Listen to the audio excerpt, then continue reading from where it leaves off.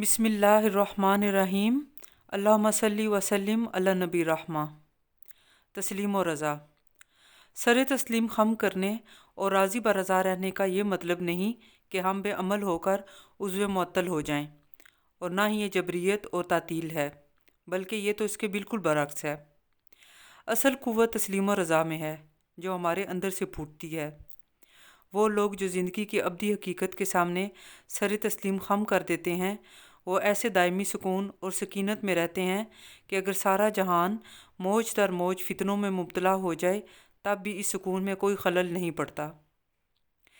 ये कीमती अल्फाज शम्स तब्रेज़ के हैं, जिन्होंने कलम उठाने पे मजबूर कर दिया। तस्लीम और रज़ा या सरेंडर करना दुनिया की सबसे बड़ी ताकत है। हम लोगों का ख्याल ये है कि तस्लीम और रज़ा कमज़ोरी है, हालांकि ऐसा नहीं है। आज मैं आपके सामने इस फ़र्क को वाज़े करने की कोशिश करूँगी। पहली बात समझने की ये है कि हम लोगों को तस्लीम और रज़ा या सरेंडर करने में कौन सी चीज़ माने है, तो वो हमारा कंट्रोलिंग नेचर है।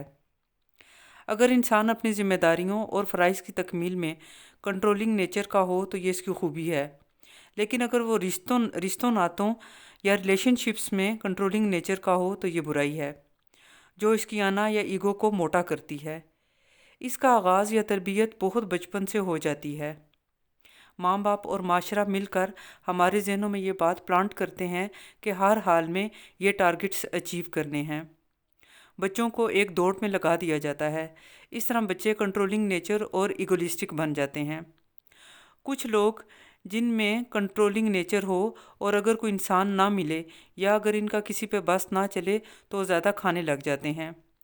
कुछ लोग ड्रग्स की तरफ चले जाते हैं।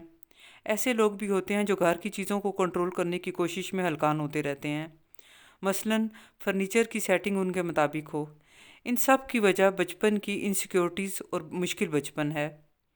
माँ बाप की सेपरेशन, गुर्बत, बीमारी, जिनसी तशद्दुद और बड़ों की मारपीट, ये वो अनासिर हैं जिसकी वजह से वो अनसेफ महसूस करते हैं। ज़िंदगी और लोगों पे एतमाद नहीं करते।